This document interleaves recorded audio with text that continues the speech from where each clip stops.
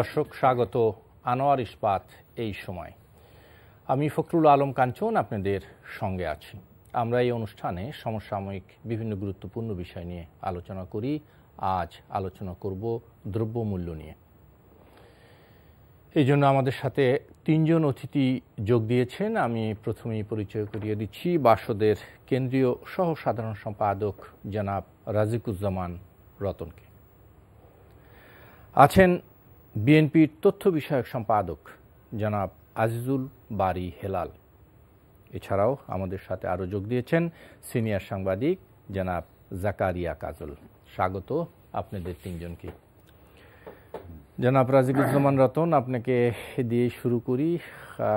আপনি যে দল করেন সেই জোট, আমরা দেখলাম যে দ্রব্যমূল্যের বৃদ্ধির প্রতিবাদে আগামী 28শে মার্চ হরতাল আহ্বান করেছে।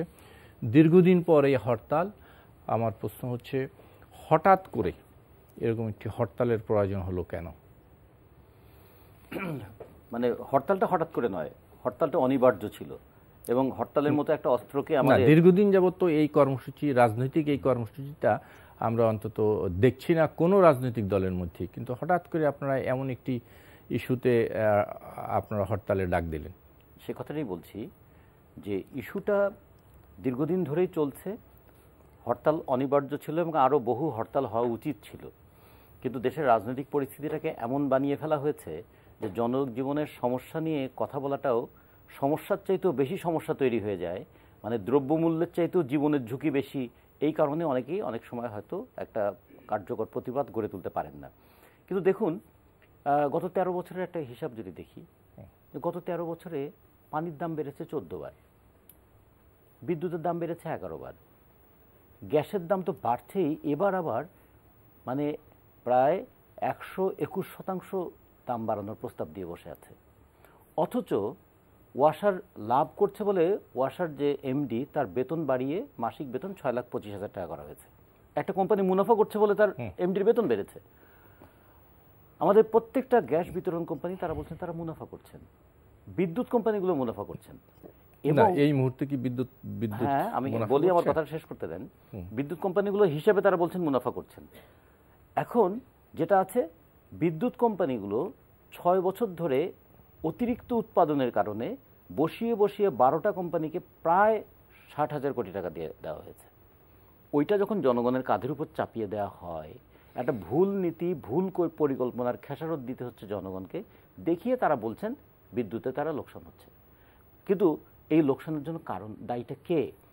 আর তার সঙ্গে যদি দেখেন যে সাম্প্রতিক সময়ে যে সয়াবিন তেল নিয়ে তো একটা কথা হলো যে 1 বছরের মধ্যে 7 বার তেলের দাম বাড়লো।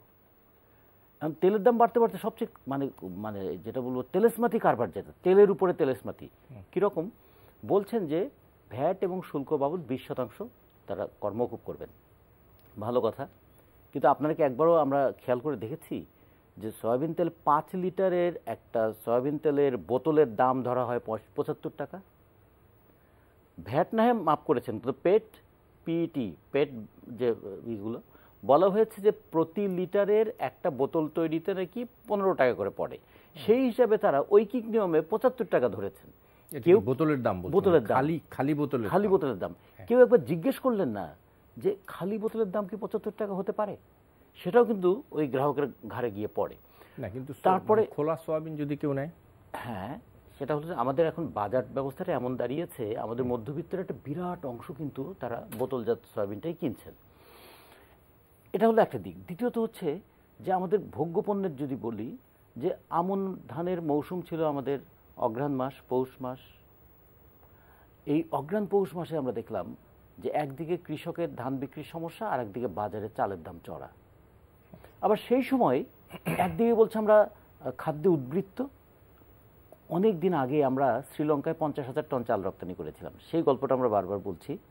কিন্তু গত বছর দেখা গেল যে প্রায় আমাদের 42 লক্ষ টন খাদ্যশস্য থেকে আমদানি করা হয়েছে। এই যে হিসাবের গন্ডগোল, চাল নিয়ে চালবাজি, তেল নিয়ে তেলেসমাতি কারবার, বিদ্যুৎ এবং গ্যাস পানির ব্যাপার নিয়ে এই ধরনের ঘটনা, এগুলোর একটা প্রতিবাদ তো থাকা দরকার। প্রতিবাদের অস্ত্র কি? বিক্ষোভ হয়, সমাবেশ হয়, ঘেরাও হয়, এবং কখনো কখনো জনগণ বলে আর পারছি না, এবার একটু শেষ অস্ত্রটা হরতালটা প্রয়োগ করি। এই হরতালের অপপ্রয়োগের কারণে একসময় হরতাল ভোতা হয়েছে, আবার হরতালের অস্ত্রটাকে ব্যবহার না করতে করতে জং ধরে গেছে।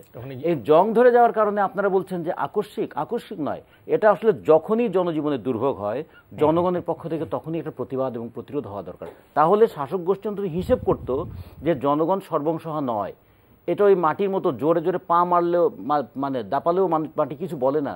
জনগণকে যে এই জায়গায় মানে মাটির মতন বানিয়ে ফেলেছে, তার উপরে সমস্ত চাপ দেওয়া যায়, সমস্ত ধরনের নিপীড়ন করা যায়, এর বিরুদ্ধে একটা প্রতিরোধ হওয়া দরকার। নিশ্চয়ই, আমি এবার আসবো আপনার কাছে, জনাব জাকারিয়া কাজী। ধন্যবাদ। না দেখেন, জনসম্পৃক্ত ইস্যুতে রাজনৈতিক দলগুলি কর্মসূচি দিতেই পারে, এটা নিয়ে আমার কোনো দ্বিমত নেই। এটা যে এক এক যেমন আমার ডানে যারা বসেছে হেলাল ভাইয়ের পার্টিরাও তো দ্রব্যমূল্যর বৃদ্ধির প্রতিবাদে তারা জেলায় জেলায় সমাবেশ করছে, বিভিন্ন কর্মসূচি পালন করছে, সেটা ওনারা হরতাল দিয়েছে। কিন্তু হরতালের মানে আমি যেটা নিয়ে একটু যে ইতিমধ্যে কিন্তু সরকারের কিছু পদক্ষেপের কারণে কিন্তু যে তেল বা মূল্যটা কমে আসছে, আমি এফ্রেড যে 28 তারিখে আস্তে আস্তে দেখা যাবে দামটা আবার স্বাভাবিক হয়ে গেছে। মানে এই দীর্ঘ সময়টাই কি পণ্যমূল্য স্বাভাবিক করার জন্যই দেওয়া হলো কিনা আমি জানি, কিন্তু আমি নিশ্চিত যে যখন হরতালটা মানে ওই দিনের আগেই এই নিত্য প্রয়োজনীয় পণ্যের মূল্যে দেখবেন আপনার একটা ব্যাপক পরিবর্তন আসবে। এখনকার যে উচ্চ মূল্যটা আছে সেটা মোটামুটি সহনীয় পর্যায়ে চলে আসবে। এটা কি আপনার আশা না সরকারের বিভিন্ন পদক্ষেপ? আপনি দেখেন এই যে ভ্যাট মওকুফ ইত্যাদি, তারপরে আজকে আরো কিছু পণ্যের উপর শুল্ক কমানো হয়েছে। ইতিমধ্যে আপনি যদি আজকে দুদিন আগের বাজার আর আজকের বাজার আপনি যদি তুলনা করেন, বাজারে যান দেখবেন অলরেডি কমা শুরু হয়েছে এবং এই ট্রেন্ডটা চলবে। এবং সরকারের যে বিভিন্ন মেজার আছে যে রোজার আগ পর্যন্ত, আমি জানি না রোজার পরে কি হবে, আপাতত রোজার আগ পর্যন্ত এটা কমানো হবে। কারণ বাংলাদেশের বাজারটা এমন একটা বাজার যে হুট করে কখন বাড়বে কখন কমবে কেউ জানে না। আপত্তি তো এইখানেই। হ্যাঁ, সেটাই বাজার নিয়ন্ত্রণে আমি আসছি মানে কোনো ব্যবস্থাটা নেই। মনিটরিং বা বাজার নিয়ন্ত্রণে সরকারের যে যতটা পারঙ্গমতা সেটা আমরা দেখি না। বাংলাদেশের বাজারটা গুটি কয়েক, যেমন তেল, এই বাজারটা গুটি কয়েক খাদ্য বিধাতা, যদি বলি আমি খাদ্য বিধাতার হাতের খেলার আর কি, বুঝছেন না? তো এই খাদ্য বিধাতাদের নিয়ন্ত্রণে সরকার কতটা সফল হবে না হবে সেটা ভবিষ্যৎ বলবে। কিন্তু আপাতত দেখবেন আমি নিশ্চিত যে রোজার আগ পর্যন্ত এটা বাড়বে না। কিন্তু এইটা কিন্তু খুব ভালো সমাধান না যে আপনি রোজা পর্যন্ত যে চাপিয়ে চুপিয়ে রাখলেন পরে আবার বাড়লো, এটাও কিন্তু ভালো। আমি তো মনে করি যে আমি আশা করি যে রাজনৈতিক দলগুলির কর্মসূচিগুলি থাকলে সরকার চাপে থাকে, এটা অস্বীকার করার কোনো উপায় নেই। তবে এই হরতালের আগে পণ্যমূল্যটা অনেক কমে যাবে, কাজে ওই সারাটা জনগণ কিভাবে দেবে আমার একটু সন্দেহ আছে। জনাব আজিজুল ওয়ালি হেলাল, আপনারা রাজনৈতিক কর্মসূচি পালন করছেন আমরা দেখছি, কিন্তু এখানে যেটা সবচেয়ে বেশি আমি বলবো যে ইতিপূর্বে কিন্তু ঠিক এরকম একদম পাবলিক ইস্যু নিয়ে আপনারা এত ব্যাপকভাবে কোনো কর্মসূচি পালন করেননি। আপনাদের রাজনৈতিক কর্মসূচিগুলো করেছেন, দলীয় কর্মসূচিগুলো করেছেন, কিন্তু আমরা এখন দেখলাম যে একেবারেই পাবলিক ওরিয়েন্টেড যেই বিষয় সেটা নিয়ে। এটা কি এই বলা হচ্ছে যে বিরোধী দল এই দ্রব্যমূল্য নিয়ে রাজনীতি করছে? এগুলো তো হাস্যকর কথা যে বিরোধী দল দ্রব্যমূল্য নিয়ে রাজনীতি করছে। রাজনীতি শুধু দ্রব্যমূল্য না, দেশকে নিয়েও মানুষ রাজনীতি করে। রাজনীতি তো আপনার একটা বৈধ বিষয়, সুতরাং যে কোনো বিষয় নিয়ে আমি রাজনীতি করতে পারি, রাজনীতি করা তার দোষের কিছু না। এখন বক্তব্য হলো যে আমরা এই শুধুমাত্র দ্রব্যমূল্যের মতো একটা বিষয় নিয়ে জনবান্ধব একটা বিষয় নিয়ে কর্মসূচি করছে, এটাও ঠিক না। বিএনপি এই গত 14 বছরে এই কর্তৃত্ববাদী সরকারের বিরুদ্ধে, যেহেতু এই সরকার জনগণের বিপক্ষের সরকার, জনগণের প্রত্যেকটা ইস্যু নিয়ে আমরা কথা বলেছি। এখন আপনি জানেন যে আমরা একটি রেইন অফ টেররের মধ্যে আছি, ত্রাসের রাজত্বের মধ্যে বাংলাদেশ বসবাস করছে। এখানে বিভিন্ন রকম আইন কানুন দিয়ে আপনাদের লেখনী যেমন বন্ধ করা হচ্ছে, আমাদের মুখের ভাষাকেও বন্ধ করা হচ্ছে বিভিন্ন রকম আইন কানুন দিয়ে। সুতরাং এই কর্তৃত্ববাদী সরকারের মধ্যে সরকারের কাছে আমাদের যত কর্মসূচিগুলো আছে সেই কর্মসূচি আপনাদের টেলিভিশন পত্রপত্রিকায় কতটা দেখেছেন জানি না, তবে আমরা জনগণের ইস্যু নিয়ে সবসময় কথা বলি।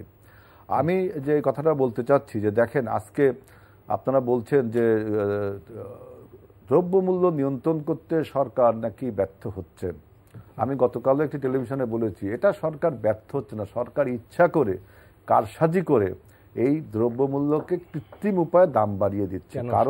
কারণ আমি বলি কারণ এই সরকার, আমি আপনাকে বলি, এই সরকার দুইবার একটা ক্রিমিনাল সিন্ডিকেট, একটা মাফিয়া সিন্ডিকেটের সহায়তায়, সেই মাফিয়া সিন্ডিকেটের সদস্য হলো ল এনফোর্সিং এজেন্সিস, সেই মাফিয়া সিন্ডিকেটের সদস্যরা হলো আপনার প্রশাসন, এবং সেই মাফিয়া সিন্ডিকেটের সদস্য হলো আপনার বাংলাদেশে যারা কাজল ভাই বললেন কি যেন খাদ্য বিধাতা, মানে এই যে বিভিন্ন রকম বিধাতা যারা আর কি অলিখিত, নাউজুবিল্লাহ, আমি তাদের বিধাতা বলতে চাই না, এই যে মাফিয়া খাদ্যে বলেন, শিক্ষায় বলেন, স্বাস্থ্যে বলেন, যারা নিয়ন্ত্রণ করে এগুলো, এই সমস্ত সিন্ডিকেটগুলো গত দুইটি নির্বাচনে এই অবৈধ সরকারকে সহায়তা করে নির্বাচনে এনেছে।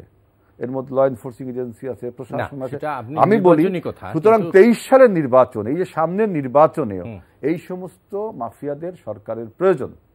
যদি সে যেহেতু আবারও সেই বিনা ভোটে আপনার মানে রাতের ভোটে যেহেতু আবারও একটা নির্বাচন সামনে আমাদের দিচ্ছে, হ্যাঁ, এখন থেকেই এই সমস্ত সিন্ডিকেটকে এখন সরকারকে চাপ প্রয়োগ করে, এবং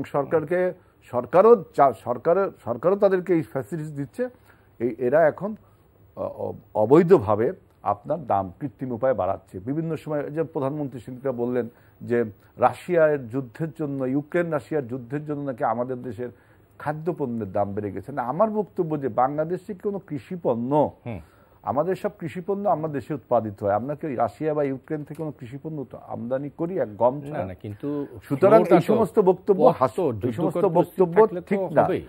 আমি বলছি যে সরকারের যে এই কর্তৃত্ববাদী সরকারের যে সাইকোফ্যান্টস যারা আছে, এই সাইকোফ্যান্ট সিন্ডিকেট, তারা এখন সরকারের কাছ থেকে এই সুবিধাটা নিচ্ছে। যেমন সরকার তাদের আবার কি সুবিধা দিল, ভ্যাট এবং শুল্ক উঠিয়ে দিল। আরে ভ্যাট শুল্ক উঠিয়ে দিলে আমার মতো ভোক্তারা তো আমরা এই সুযোগটা, এই সুবিধা আমাদের কাছে পৌঁছাবে না, ওই ব্যবসায়ী লাভ হবে। ব্যবসায়ীরা যদি ভ্যাট না দেয়, এর আগে পেঁয়াজে, শোনেন, এর আগে পেঁয়াজে, চাইলে, ডালে এরকম বহু ভ্যাট শুল্ক উঠানো হয়েছে, বহু কিছুতে ভ্যাট শুল্ক উঠানো হয়েছে, জনগণ সেই সুযোগ, সেই দাম কমেনি, বরঞ্চ জনগণকে সেই বেশি দামে কিনে খেতে। আপনি বলতে পারেন যে তারপরে একটা কারসাজি তো সরকার তাকে সহায়তা করছে, যেহেতু এই সমস্ত ব্যবসায়ীরা সরকারকে দুইটি নির্বাচনে সহায়তা করেছে, আগামী নির্বাচনে সহায়তা করবে, এদের মধ্যে একটা আপনার নেক্সাস রয়েছে। এবং আপনার দেখেন, শুধু দাম নিয়ে কথা বলছে, আমাদের দেশের খাদ্যের কোয়ালিটি নিয়ে কেউ কোনো কথা বলছে? খাদ্যের কোয়ালিটি কিন্তু খুবই গুরুত্বপূর্ণ, আমরা কি খাদ্যটা খাচ্ছি সেই কোয়ালিটি নিয়েও কেউ কথা বলছি না। আরেকটি কথা হলো যে আমাদের দেশকে বারবার খাদ্যমন্ত্রী বলে, প্রাইম মিনিস্টারও বলেছে, অনেকেই বলে যে খাদ্যে নাকি বাংলাদেশ স্বয়ংসম্পূর্ণ। রতন ভাই কিছুক্ষণ আগে বলল যে আমরা এই বছরও সবচেয়ে বেশি পরিমাণ চালের এলসি খুলছি, গত বছরও বেশি চালের এলসি খুলছিলাম। খাদ্যে যদি স্বয়ংসম্পূর্ণ, এত চাল আপনি আমদানি করেন কি জন্য? তার মানে আপনি স্মাগলিং করছেন অথবা হোল্ডিং করছেন। এই যে মাফিয়াদের সাথে একটা নেক্সাস, অথচ বাংলাদেশ কিন্তু খাদ্যে স্বয়ংসম্পূর্ণ, এটা ফাঁকা বুলি মাত্র। আপনি বলছেন যে মাথাপিছু আয় নাকি আমাদের বাড়ছে। আমি সেদিনকে সিপিডি রিপোর্টে দেখলাম যে $2,500 যে আমাদের দেশের মাথাপিছু আয় বলা হচ্ছে, যদি আদমশুমারি করা হতো, গত 10 বছরে আমাদের দেশে আদমশুমারি করা হয়েছে এমন কোনো ধারণা আমার কাছে নেই, আপনাদের কাছে হয়তো নেই। আদমশুমারি যদি করা হতো তা আমার ধারণা $1,500 বেশি আমাদের এই মাথাপিছু হয়। অর্থাৎ সরকার ভুল তথ্য দিয়ে, বিভ্রান্তকর তথ্য দিয়ে, ফুলিয়ে ফাঁপিয়ে তথ্য দিয়ে মানুষকে বোকা বানানোর চেষ্টা করছে। আপনি দেখেন যে বলছে পারচেস ক্ষমতা নাকি আমাদের বাড়ছে। পারচেস ক্ষমতা যদি বাড়ে তাহলে কেন ন্যায্য মূল্যের দোকানে এত ভিড় হবে? কেন একজন মা ট্রাকের ঝুলে থাকবে 1 লিটার তেলের জন্য, 1 মুঠো চালের জন্য? সুতরাং এই সমস্ত ফাঁকা বলি সরকার বলছে। এখন যে জিনিসটা আমি বলতে চাচ্ছি যে সরকার ভুল তথ্য দিচ্ছে এই সমস্ত বিষয়ে, যে আমাদের বাসদ এবং বাম ঐক্য, যে বাম জোট যে হরতাল দিয়েছে জনসম্পৃক্ত একটা ইস্যুতে, এটা খুবই আমাদের জন্য জনগণের জন্য গ্রহণযোগ্য ব্যাপার। কারণ জনগণ এই সরকারের উপর ত্যক্ত বিরক্ত, এই সরকারকে শুধু দ্রব্যমূল্য না, কোনোভাবেই শিক্ষা, চিকিৎসা, স্বাস্থ্য খাত, সমস্ত খাতেই তারা আপনার ব্যর্থ হয়েছে। সুতরাং এই যে হরতাল, এই হরতাল জনবান্ধব হবে এবং জনগণকে সম্পৃক্ত করবার জন্য আমি মনে করি বাম ঐক্য নিশ্চয়ই একটি বৃহত্তর ঐক্যের কথা বলবে। কারণ বৃহত্তর ঐক্য ছাড়া কিন্তু আপনি একা একা এই কর্তৃত্ববাদী সরকারের বিরুদ্ধে আন্দোলন করলে এই সরকারকে হটানো যাবে। সুতরাং আমি মনে করব যে একটি বৃহত্তর ঐক্যের মাধ্যমে যদি আমরা এই সরকার বিরুদ্ধে আন্দোলন গড়ে তুলতে পারি, শুধুমাত্র দ্রব্যমূল্যের ঊর্ধ্বগতি না, সমস্ত সেক্টরে সরকার ব্যর্থ হয়েছে, আবারও একটি পাতানো নির্বাচনের যে খেলা খেলছে, যে পাপেট একটা নির্বাচন কমিশন করছে, এর বিরুদ্ধে আমাদের কথা বলা উচিত। জনাব জাকারিয়া কাজল, আমি শুনতে চাই কিছু কথা। আজিজুল বারী হেলাল বলেছে, কিন্তু একটি যুদ্ধ পরিস্থিতি তো বিরাজ করছে এবং সেই ইফেক্ট সারা বিশ্বেই পড়েছে, আমরাও সে থেকে মানে বাইরে নেই। কি বলবেন আপনি? না, হেলাল ভাই তো রাজনীতি করেন, তিনি তার রাজনৈতিক দৃষ্টিভঙ্গি থেকে অনেক কথা বলবেন এবং হেলাল ভাই দেখবেন আপনি যেটা বলেন নেচালি যে তিনি দলের একটা গুরুত্বপূর্ণ পদে আছেন, তারা বলবেন বাস্তবতাটা আমাদের যুদ্ধটা কিন্তু বাস্তবতা, তাই না? এবং আপনি দেখেন, হ্যাঁ আমরা লাউ, মূলা, কপি হয়তো আনি, কিন্তু আপনার মানতে হবে যে বিশ্বের গমের শস্য ভাণ্ডারের কিন্তু একটা অন্যতম যোগানদাতা দেশ হলো ইউক্রেন। হ্যাঁ, এটার এফেক্ট হয়তো এই মুহূর্তে আমাদের মধ্যে পড়ছে না 15-20 দিনের যুদ্ধে, কিন্তু যুদ্ধ যদি আরও কিছুদিন চলে এটার এফেক্ট কিন্তু তৃতীয় বিশ্বে পড়বে। আপনি দেখেন আন্তর্জাতিক সংস্থাগুলোও কিন্তু বলছে যে এশিয়াতে খাদ্যের ক্রাইসিস দেখা দেবে, এশিয়া, আফ্রিকা কিছু দেশে, এই প্রেডিকশনগুলো কিন্তু আছে। আর চাল নিয়ে যেটা বলা হচ্ছে, বাংলাদেশ স্বয়ং সম্পূর্ণ হলে যে গভর্নমেন্টের একটা দায়িত্ব হচ্ছে খাদ্য নিরাপত্তা নিশ্চিত করা। এই খাদ্য নিরাপত্তা নিশ্চিত করতে গিয়ে কিন্তু খাদ্য আমদানি করতে হয় বাফার স্টকের জন্য। যেমন ধরেন আমাদের যেরকম আমরা প্রাকৃতিক, যেমন যেটা আমরা দেখলাম যে এই নেত্রকোনার হাওর অঞ্চল, সিলেটের হাওর অঞ্চলে ফসল কিন্তু ওয়াশ আউট হয়ে গেছে কয়েক ঘন্টা। কে জানে প্রাকৃতিক দুর্যোগ কখন হবে। সে প্রাকৃতিক দুর্যোগ মোকাবেলায় মানুষ যাতে খাদ্যের অভাব না পড়ে সেজন্য কিন্তু বাফার স্টক করতে হয়, সেজন্য আমদানিটা এটা নিয়মিত প্রক্রিয়া। কাজে তবে হ্যাঁ, একটা বিষয় আমি একমত, পরিসংখ্যানের দিক দিয়ে কিন্তু আমাদের দুর্বলতা রয়েছে। আমরা পরিসংখ্যান দেখবেন আপনার সরকারে এক এক মন্ত্রী এক এক রকম পরিসংখ্যান দেয়, এটা সত্য। বাট খাদ্য নিয়ে যেটা হচ্ছে এই স্টক করাটা কিন্তু এটা আমদানি করাটা হচ্ছে বৃহত্তর বাফার স্টক গড়ে তোলার জন্য। এই মন্ত্রীদের অতি কথন নিয়ে আমি নিজে অনেকবার বলেছি, মন্ত্রীদের অতি কথন কিন্তু বিভ্রান্তি ছড়ায়, নাম্বার 1। নাম্বার 2, আপনি দেখেন এখন যে অবস্থাটা চলছে, আমি কিন্তু বললাম আপনাকে, যেমন ধরেন তেল, ভোজ্য তেল নিয়ে তো এখন সবচেয়ে বড় ব্যাপারটা, অলরেডি বিভিন্ন ফ্যাক্টরিগুলিতে 1 লাখ টনের উপর ভোজ্য তেল আছে, আরও 1 লাখ টন কিন্তু ইতোমধ্যে বাংলাদেশের সমুদ্র সীমায় প্রবেশ করেছে। এগুলোর উপর যখন ভ্যাটটা বা শুল্কটা মওকুফ করাবে, বাজারে যাতে এটার প্রভাব পড়ে, দাম কমে যাবে, ভোক্তা যাতে সেটা পায়, এটা নিশ্চিত করার দায়িত্ব কিন্তু সরকারের।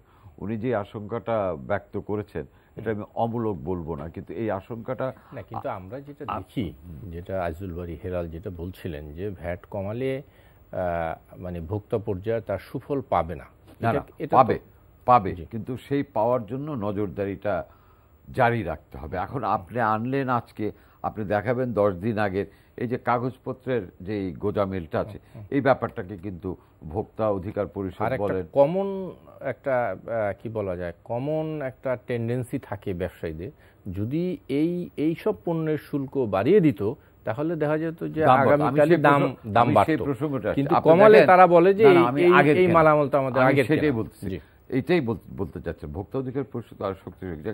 যেমন ধরেন আজকে যদি বাজেটে কোনো দাম বাড়ে, কালকে কিন্তু বিকালে বাজেটটা অ্যানাউন্স হলে রাতে এই দামটা বেড়ে যায় আমাদের, এটা সব আমলে বেড়ে যায়। কিন্তু যখন কমানো হয় তখন আমার তো ভাই আগের কেনা, এই যে একটা এই ট্রেন্ডটা কিন্তু এই সরকার, এটা আমাদের সকল সরকার আমলে আমরা দেখি। এবং ব্যবসায়ীরা কিন্তু দেখেন, একটা কথা খুব সত্য মনে হয়, ব্যবসায়ীরা কিন্তু কোনো দল করে, তারা আগে মুনাফা করে, কারণ এই ব্যবসা তারা আগে ব্যবসা করে। হ্যাঁ, আপনি এই ব্যবসার মধ্যে আওয়ামী লীগ আছে, বিএনপি আছে, জাতীয় পার্টি আছে, জামাত আছে, বাম দলের সবাই আছে। যখন সে আড়তে যায় বা ব্যবসা করে, তখন কিন্তু সে ব্যবসায়ী, সে কিন্তু তখন রাজনৈতিক পরিচয়টা ভুলে যায়।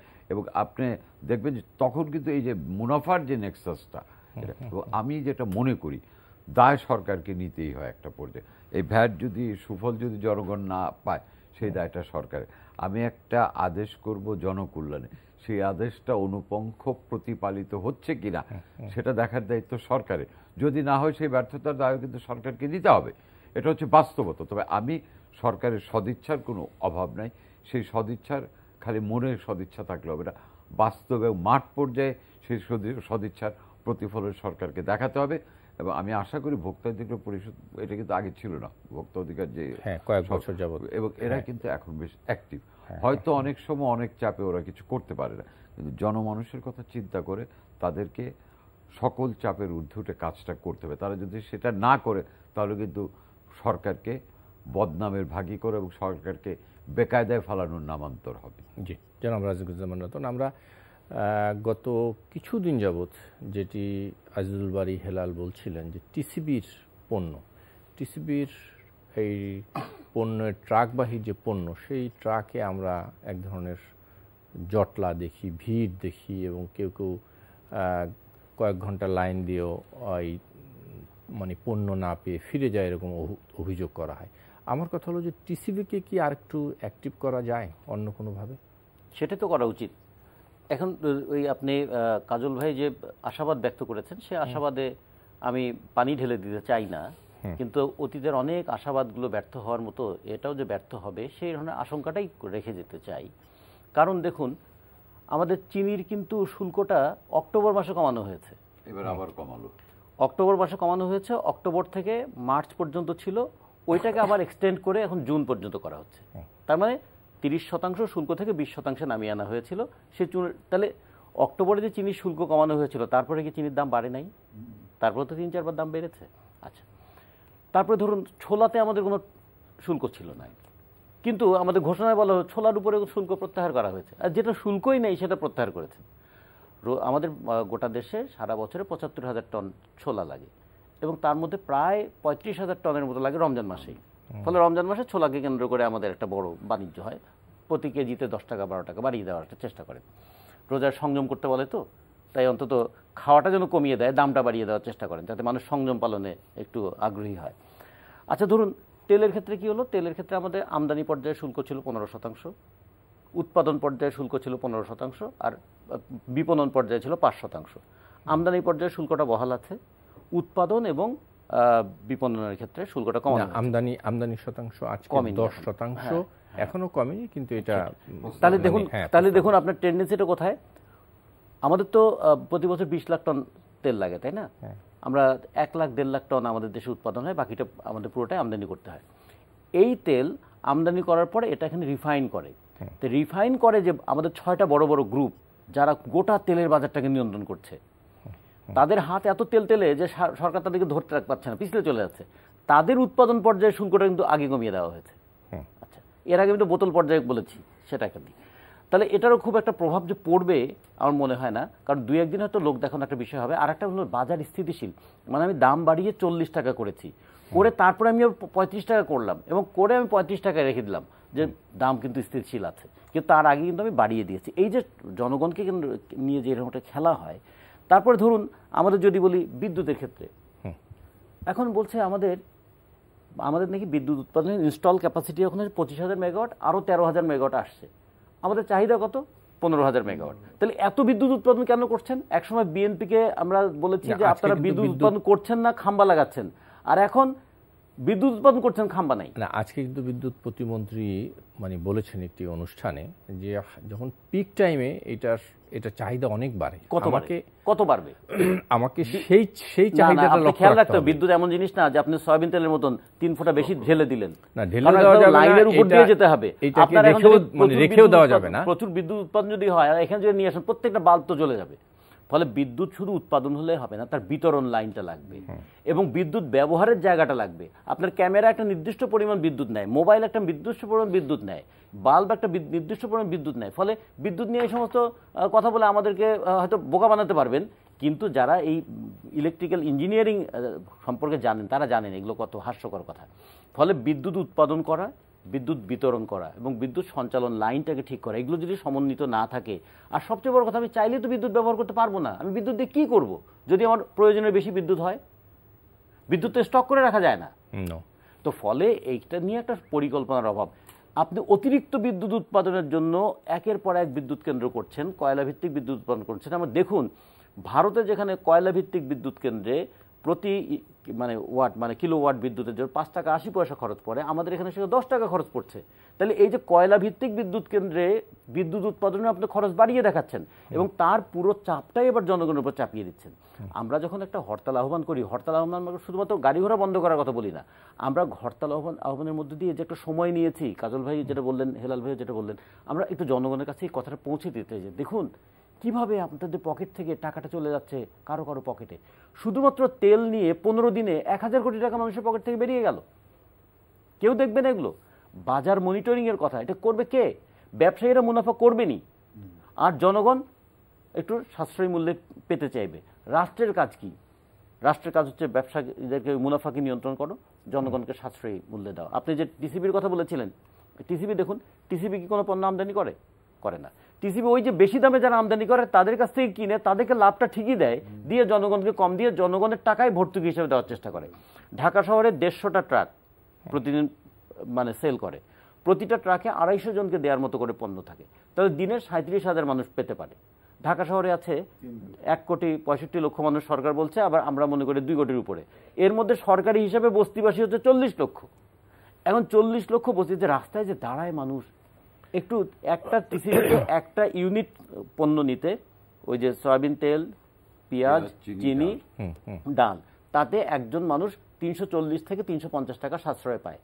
340 থেকে 350 টাকা সাশ্রয় পাওয়ার জন্য সে 5 ঘন্টা 6 ঘন্টা এই রোদ্রের মধ্যে দাঁড়িয়ে থাকে। এবং ট্রাক যখন মানে পণ্য শেষ হয়ে যায়, মানুষের লাইনটা শেষ হয় না, মানুষ দৌড়াতে থাকে তার পিছনে। তাহলে সরকারের উচিত ছিল কি, যে এই সময় বাজার নিয়ন্ত্রণ করার 2টা পদ্ধতি আছে।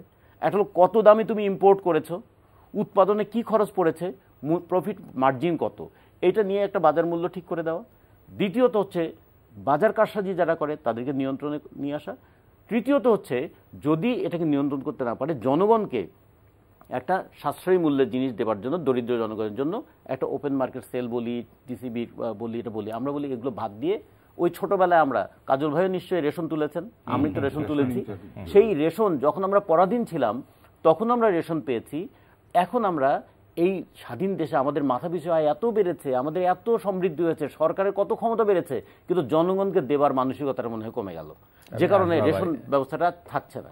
আমি আসবো আবার জনাব ফায়জুল বারী হেলাল, টিসিবিকে একটি ভালো ব্যবস্থাপনায় আনা যায় কিনা? কেউ কেউ বলছেন যে টিসিবি মানে যেভাবে দিচ্ছে ঠিক সেভাবে না করে একটা কার্ড সিস্টেম অথবা রেশনের কথাই, আপনারা কি বলবেন? হ্যাঁ, রেশনিং ব্যবস্থা তো সবাই বলছে, পৃথিবীর সমস্ত দেশে রেশনিং আছে, আমাদের দেশে রেশনিং স্বাধীনতার কিছুদিন পরেও ছিল, স্বাধীনতার যুদ্ধের পরপরও কিছুদিন কিন্তু রেশনিং ব্যবস্থা ছিল। হঠাৎ করে সেই রেশনিং ব্যবস্থা চলে গেছে, আজও তা ইন্ট্রোডিউস করা হয়নি। আসলে হচ্ছে কি, আপনার এই যে আপনার অথরিটেরিয়ান গভর্নমেন্ট, এই যে অবৈধ সরকার, একে আপনি যতই ভালো ভালো কথা বলেন, ইনি তো তার কথা শুনবে না।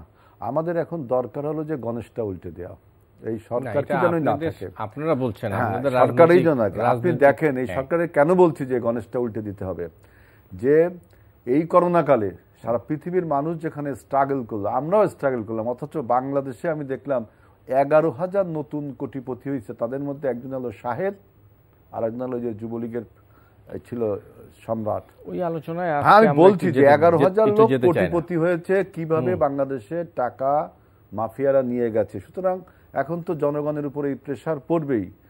আর অনেক সময় বলা হচ্ছে যুদ্ধের জন্য, রাশিয়া ইউক্রেন যুদ্ধের জন্য অনেকেই বলছে টক শোতে, কিন্তু আমি জানি রাশিয়া পৃথিবীতে বিখ্যাত হলো তার তেল আর গ্যাসের জন্য।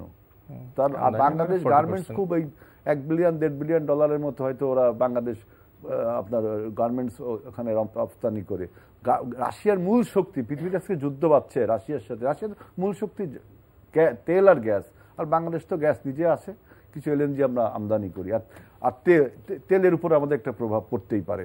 আমি আরেকটা প্রসঙ্গ বলতে চাই যে বিদ্যুৎ, জি, আমরা যখন বিদ্যুৎ বিতরণের জন্য সঞ্চালন লাইন তৈরি করেছিলাম, খাম্বা দিয়ে তার লাগিয়েছিলাম, তখন আমাদের বিরুদ্ধে অনেক সমালোচনা তার আপনারা লাগান নাই, শুধু খাম্বা লাগিয়েছি না, খাম্বাটা তো বিতরণের একটা অংশ। তো আমরা খাম্বাগুলো লাগাইছি না, তারপর তো আমার ক্ষমতায় থাকতে পারি, তাই তো আমরা তো বিতরণ লাইন, রতন ভাই যেটা বললেন যে যদি আপনি বিদ্যুৎ তো তৈরি করে রাখতে পারবেন না, এটা তো যারা সায়েন্টিফিক কিছু জিনিস বোঝে, বিদ্যুৎ তো আপনি রাখি তো সঞ্চালন করে কোথাও ব্যবহার করতে হবে। আমরা সেই সঞ্চালন লাইনটা তৈরি করেছিলাম, সেটার বিরুদ্ধে অনেক কথা বলেছি। আজকে আমরা খাম্বা তৈরি করেছিলাম বিদায় আপনারা এই যে ফালতু অনেক উদ্বৃত্ত বিদ্যুৎ তৈরি করেছেন। এই 15,000 মেগাওয়াট আমাদের দরকার, আপনি কত বিদ্যুৎ তৈরি করছেন? এই যে বিদ্যুৎগুলো আমরা খাম্বা তৈরি করেছিলাম না, সে বিতরণ করতে পারছেন। সেকেন্ড কথা হলো যে এই যে রতন ভাই যেটা বলছে, এটা আমি স্ট্রংলি বলতে চাই যে অতিরিক্ত বিদ্যুৎ তৈরি করে এটা আবার ডিস্ট্রয় করছেন, কিন্তু ব্যবসায়ীরা কিন্তু ওই টাকা নিচ্ছে। সরকার ওদের যে ক্যাপাসিটি যত বিদ্যুৎ তৈরি করার, সেই ক্যাপাসিটি অনুযায়ী আমাদের সরকারকে বহুমূল্যে টাকা দিতে হচ্ছে। সরকারের এই যে পরিকল্পনার অভাব, এই যে পরিকল্পনার অভাব, এটা পরিকল্পনার অভাব বলবো ইচ্ছা করে, জাস্ট সরকারের সাইকোফ্যান্ট যে মাফিয়া আছে তাদেরকে লাভ করিয়ে দেওয়ার জন্য দেশের ওই মাফিয়ার বৃত্ত থেকে আর মানসিকভাবে বেরোতে পারছে না। আমি যেটা মনে, হ্যাঁ খাম্বা লাগে উৎপাদন ছাড়াই কিন্তু ওনারা খাম্বাটা লাগেছে, হ্যাঁ সেই খাম্বা দিয়ে হয়তো এখন সঞ্চালন হচ্ছে, কিন্তু ওনারা যখন ওনারা যখন খাম্বা লাগে তখন কিন্তু এই বিতরণ করার মতো বিদ্যুৎ ছিল। কাজে খাম্বাটা ছিল হচ্ছে খাম্বার বাণিজ্য, সেটা অন্য প্রসঙ্গ, আমি যাবো না।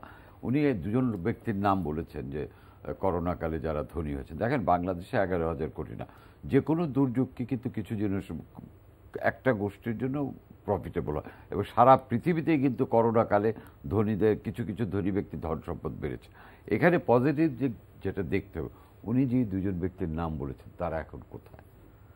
উনি যে, আমি নামগুলি বলতে চাই না, উনি যে দুজন ব্যক্তির নাম বলেছেন তারা এখন কোথায়? তারা তো আইনের আওতায় আছে। এটাই হচ্ছে সাফল্য, যে যারা অনিয়ম করেছে তাদের আইনের আওতায় আনা হয়েছে, যেটা আগে বাংলাদেশে ক্ষমতাসীন ব্যক্তিদের বা ক্ষমতাসীন দলের যারা স্টলওয়ার্ড তারা আইনের আওতায় আছে এবং তারা কারাগারে গেছে, এই নজির কিন্তু নেই। কাজে যে দুজনের নাম বলেছে আমি এটাকে পজিটিভলি দেখি। এবার বলেন আপনি আমার কাছে আর কি জানতে চান? আমি যেটি বলতে চাচ্ছিলাম যে টিসিবি নিয়ে যে কথা এত সমালোচনা হচ্ছে, টিসিবিকে আরো গতিশীল করা যায় কিনা, এইটা ডেভেলপ করা যায় কিনা সিস্টেম। আপনি রাস্তায় দাঁড়িয়ে 1-1.5 ঘন্টা লাইনে দাঁড়িয়ে যে পণ্যটা নিচ্ছে, এটাও থাকতে পারে, কিন্তু এটাকে আরো কোনো, আমি কিন্তু এই লাইনে দাঁড়ানো হচ্ছে টিসিবির বেসিক জিনিসটা যেটা একটু রতন ভাই টাচ করেছে। টিসিবি কেন বেশি দামে অন্য মানে আমদানিকারকদের থেকে পণ্য কিনে আমাকে কম দামে, টিসিবি কেন নিজে আমদানি করে না? কারণ আমাদের দেশে কিছু কিছু সংকট আছে, কিন্তু আমরা জানি কখন হবে। যেমন দেখেন, আমি 1 সেকেন্ড বলি, হজের সময় প্রতি বছরই ফ্লাইট সংকট হয়।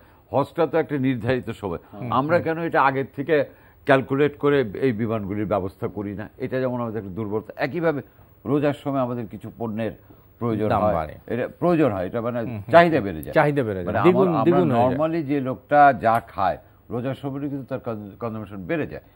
তাহলে কেন টিসিবি আরো আগে যা খায় তার থেকে বেশি খায়, মানে এভাবে না বলে বরং আমরা আমি বেশি পার্টিকুলার ওই পণ্যের উপরে তার নির্ভরতা বাড়ে বেশি। কারণ আমি বেশি খাই বলছি না, এবং যে লোকটা নরমালি ছোলা খায় না রোজার সময় সে কিন্তু ছোলা খাচ্ছে, তাই না? আমি কিছু কিছু পণ্য বেড়ে যায়, যেমন রোজার সময় বেগুন, তেল, এগুলো যে পরিমাণ চাহিদা বাড়ে অন্য সময় তো হয় না। কাজে আমি জানি যে রোজার সময় আমার চিনি, তেল, ডাল, ছোলা এই পণ্যগুলি লাগবে।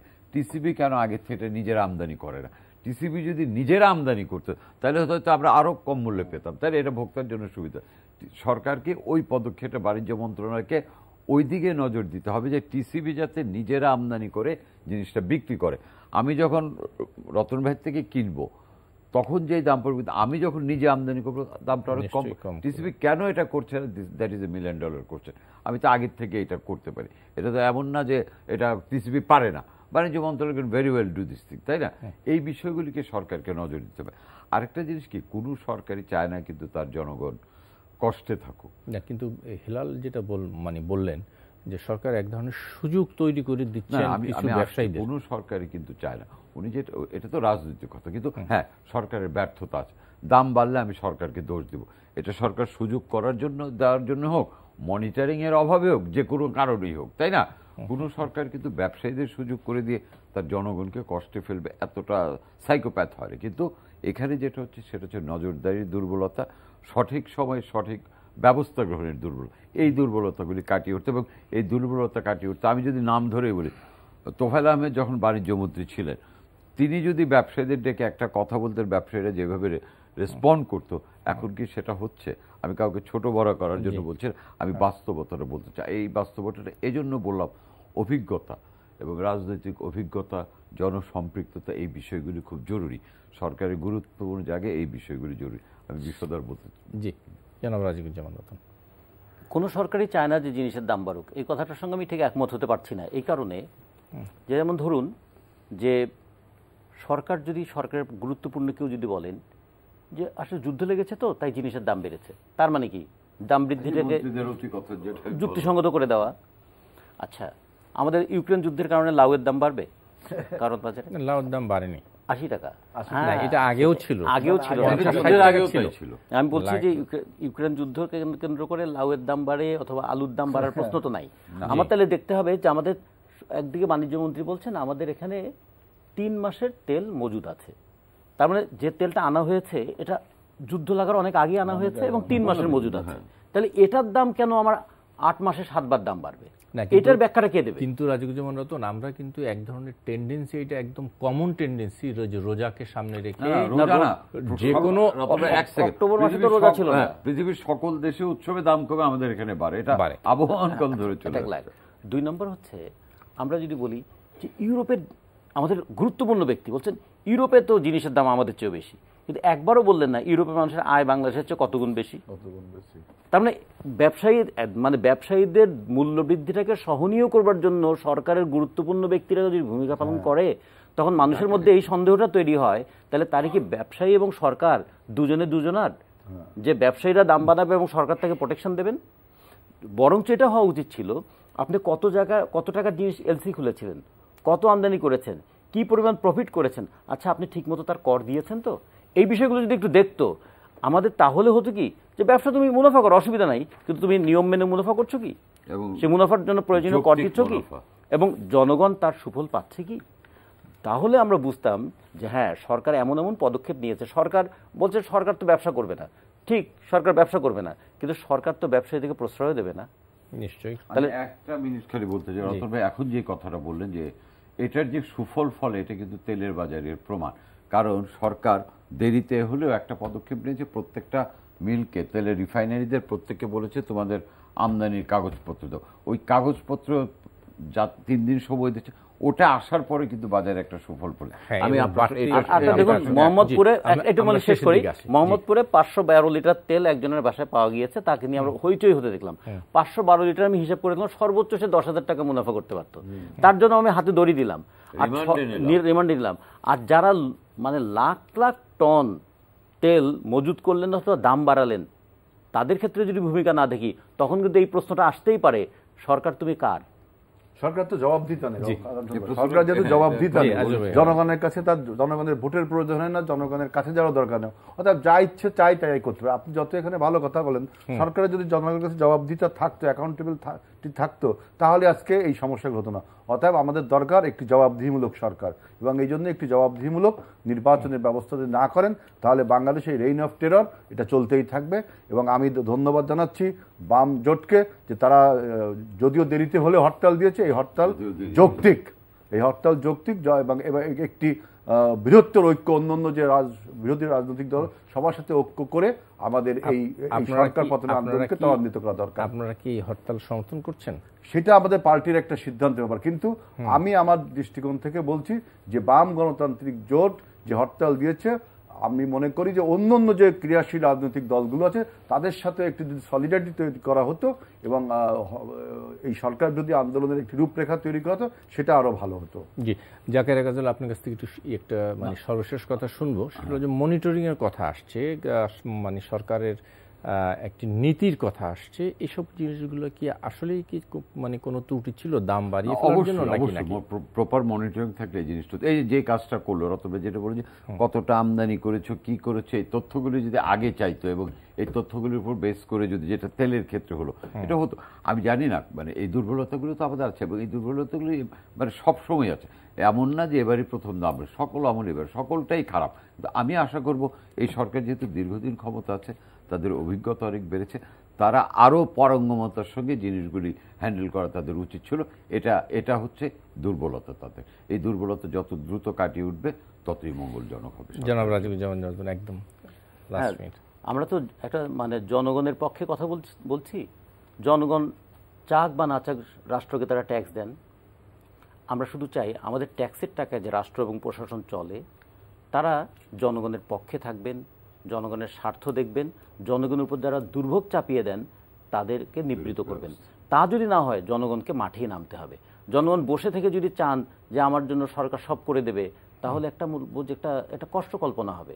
এই কল্পনা করে কষ্টই পাবেন।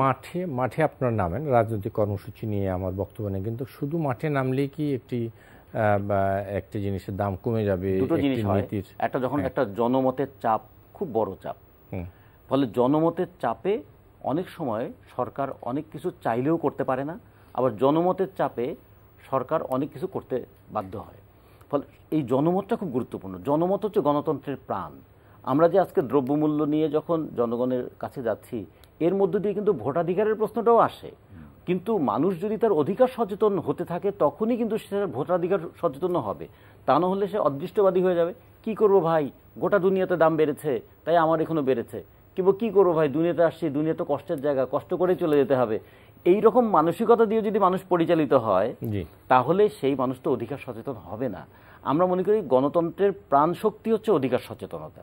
সেই অধিকার তার খাদ্য নিয়ে, সেই অধিকার তার গণতান্ত্রিক ভোটাধিকার নিয়ে, সেই অধিকার তার শিক্ষা নিয়ে, সেই অধিকার তার চিকিৎসা নিয়ে। আমরা জনগণকে সেই অধিকার সচেতন করার জন্যই রাজনৈতিক সংগ্রামের অস্ত্র হিসেবে হরতালটাকে ব্যবহার করতে চাই। আমার মনে হয় আমরা শেষ করতে পারি যেন আইজুল বলি হবে একেবারে 30 সেকেন্ডে।